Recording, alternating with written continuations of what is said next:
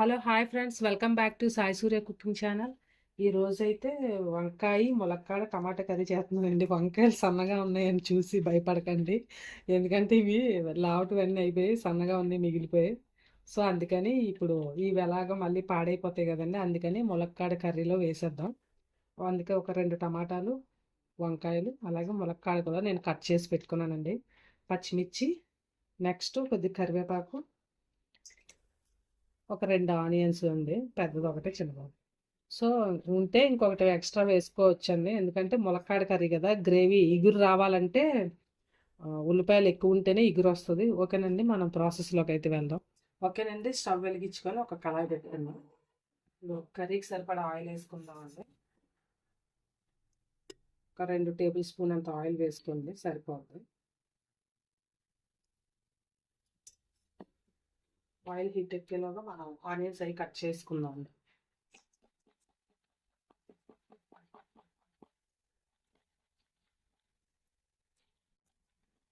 Onions అవి cut చేసుకుంటే ముందుగా కర్రీ కూడా తొందరగా అయిపోద్ది కదండి. చెప్పాను కదండి, ములక్కాడ కర్రీకి ఉల్లిపాయలు ఎక్కువ వేసుకుంటే కొంచెం ఇగురు ఎక్కువ వస్తుంది, గ్రేవీ ఇగురు ఎక్కువ వస్తుంది. తక్కువ ఉన్నాయి అనుకోండి, కొంచెం పొడి పొడిగా అనిపిస్తుంది. రైస్లోకి కలుపుకోవడానికి ఎక్కువ ఇగురు రాదు. పచ్చిమిర్చి కూడా కట్ చేసుకుంది. పచ్చిమిరపకాయలు చాలా పొడవుగా పెద్దవాళ్ళు. ఓకేనండి, ఆయిల్ హీట్ ఎక్కిందేమో మనం వేసేసుకుందాం. ఓకేనండి, ఆయిల్ హీట్ ఎక్కింది కదా, కొద్దిగా జీలకర్ర వేసుకుందాం. కొద్దిగా అలాగే నెక్స్ట్ ఆవాలు కూడా, కొంచెం ఆవాలు కూడా వేసుకుందాం. నెక్స్ట్ మనం ముందుగా కట్ చేసి పెట్టుకున్నాం ఆనియన్స్ ఉన్నాయి కదండి, అవి కూడా వేసి అండి, ముందుగా కట్ చేసి పెట్టుకున్నాం మనం ఈ ఆనియన్స్ కూడా వేసుకుందాం అండి, పచ్చిమిర్చి ఆనియన్స్ కూడా.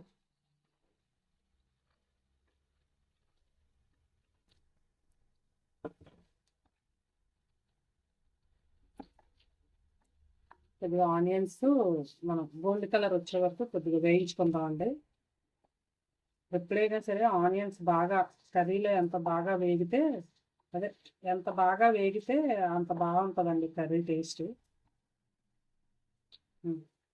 ఓకేనండి, ఆనియన్స్ వేగుతున్నాయి కదా, ఇప్పుడు మనం కరివేపాకు వేసుకుందాం.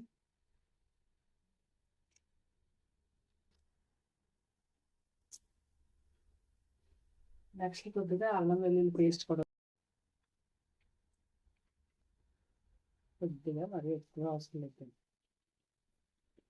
ఈ అల్లం వెల్లుల్లి పేస్ట్ వేసుకుంటే కూర మరింత రుచిగా ఉంటుందండి, అందుకని. లేదనుకోండి, చిన్న ముక్కల్లాగైనా దంచి వేసుకున్నా కూడా, అసలు ఇలా పేస్ట్ కంటే అలా దంచి అప్పటికప్పుడు దంచి వేసుకున్నదే మంచి ఫ్లేవర్ వస్తుందండి. ఓకేనండి, ఆనియన్స్ అన్ని బాగా ఫ్రై అవుతున్నాయి కదా, ఇప్పుడు మనం ములక్కాడ ముక్కలు వేసుకుందామండి. ఓకేనండి, ములక్కాడ ముక్కలు వేసుకుని కడిగి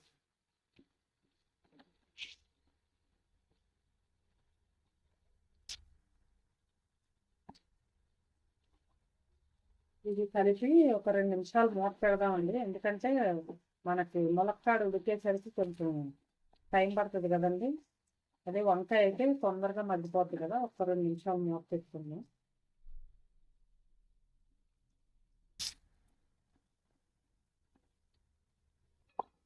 ఓకేనండి, 2 నిమిషాలు అయినాయి కదా, ములక్కాడ కూడా వేగింది కదా, ఇప్పుడు మనం వంకాయలు అవి వేసుకుందామండి. ములక్కాడ వేగింది కదా, ఇప్పుడు మనం వంకాయలు వేసుకుందాం.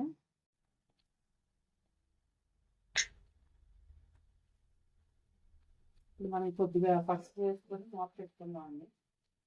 పసుపు వేసుకొని ఇప్పుడు మూత పెట్టుకుందాం. 1/2 స్పూన్ అంత పసుపు వేసుకోండి.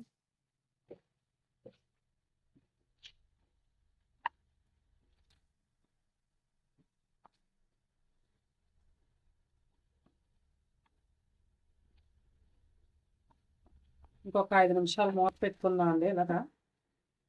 ఇవి ఫ్రై అయ్యాక అప్పుడు టమాటా అది వేసుకుందాం. ఓకేనండి, 5 నిమిషాలు అయింది. ఓకేనండి, ఒక 5 నిమిషాలు అయింది కదా, ఇప్పుడు మనం కలుపుకొని ముందుగా కట్ చేసుకున్న టమాటా కూడా వేసుకుందామండి. వంకాయ ములక్కాడ కూడా బాగా వేగిపోయింది కదండి, మనం టమాటా కూడా వేసేసుకున్నాం. ఓకేనండి. టమాటా కూడా కట్ చేసాం కదా, అది వేసుకుందాం.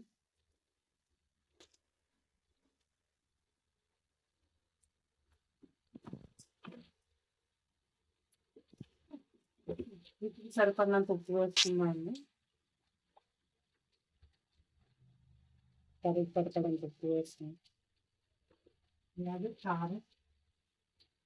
కారం కూడా ఒక 1½ స్పూన్ వేసుకోండి. నెరవేర్చుకుంటూ కాకుండా 1½ స్పూన్ కారం వేసుకోండి. నెక్స్ట్ అలాగే కొద్దిగా ధనియాల పొడి పౌడర్ వేసుకోండి. కొద్దిగా జీలకర్ర పొడి వేయాలి. పావు స్పూన్ అంటే జీలకర్ర. ఇలా నాకు 5 నిమిషాలు మూత పెట్టుకుని వాడినప్పుడు